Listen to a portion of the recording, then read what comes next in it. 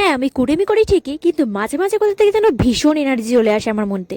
তো যাই হোক, সেই দিন ছিল আমার শ্যুট থেকে ফিরে আমি আবার রেডি হয়েছিলাম সুন্দর করে সেজে গুজে, শাড়ি পরে। ছিল আমার সামনের বাড়ির এই বৌদির ছেলের বার্থডে। সোমনাথের বুড়িটা হাইলাইট হলো, সিরিয়াসলি সোমনাথের বুড়িটা হাইলাইট হলো গাইস, এই মানুষটার বুড়ি দেখা গেছিল।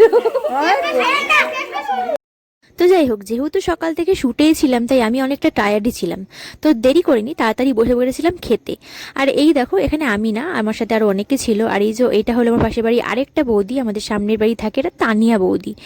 ওই বৌদি ভাবছিল আমি ফটো তুলছি, কিন্তু না, আমি ভিডিও করছিলাম। তো যাই হোক, তারপর পাতে চলে এসছে আমাদের স্যালাড, তারপর চলে এসছে চিকেন চপ। এটা চপই ছিল আই থিঙ্ক। তাই হোক, তারপরে ছিল রাধা পল্লবী, সাথে আলুর দম, লাস্টে আমাদের সোস টপার ছিল বিরিয়ানি।